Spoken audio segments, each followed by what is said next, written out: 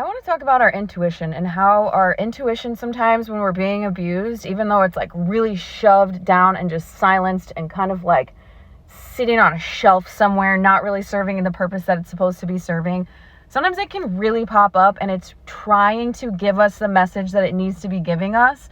And it doesn't always make sense until afterwards. I'm going to give an example. I once was catching up with a friend of mine from Spain that I hadn't seen since 2012. When I was with my abuser. We ended up texting one night and I was sitting there like, you know what? I'm just going to call him. He's obviously available right now. Let's just see if he picks up. So I call him. He picks up. We're both like, oh, I haven't seen you since 2012. Oh my gosh, you look the same. Oh my gosh, you sound the same. This is crazy. What's up? How are you? And we're catching up. And it was during this time that I told him, that I had left my marriage, that I was dating someone else, that this person wasn't a man. And I started crying. And at the time I was like, man, am I so worried that this person who cared about me is gonna like hate me or just like hang up the phone or never talk to me again, even though we haven't talked in years, because I'm a lesbian? And at the time I couldn't figure out why. It was this deep, heavy, dark feeling and I was just crying. And he was like, okay, well, I hope you're happy, whatever. And I did end up meeting up with him and catching up with him, and it was great. And it was so nice to still have that connection and that friendship and everything like that after all those years. That's a side story. But it wasn't until looking back that I was like, why was I so ashamed that I cried when I was telling him that I had this partner?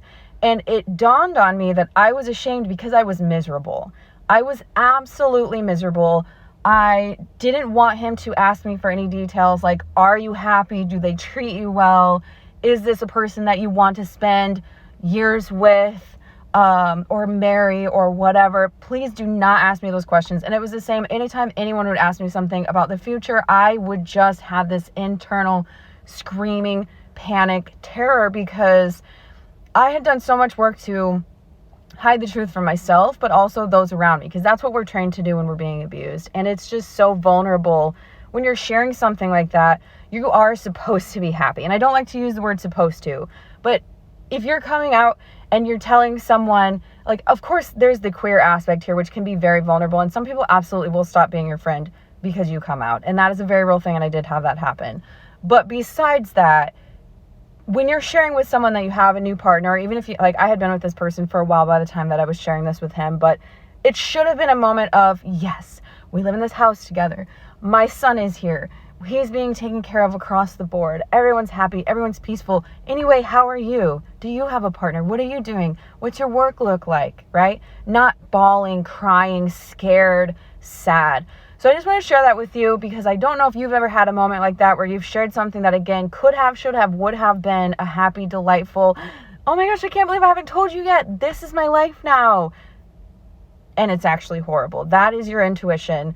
Your intuition is trying to help you out here. But again, unfortunately, during these times, intuition locked away. It's not going to work out. It's only after the fact that we're like, how many times were you screaming at me trying to get me out of this situation?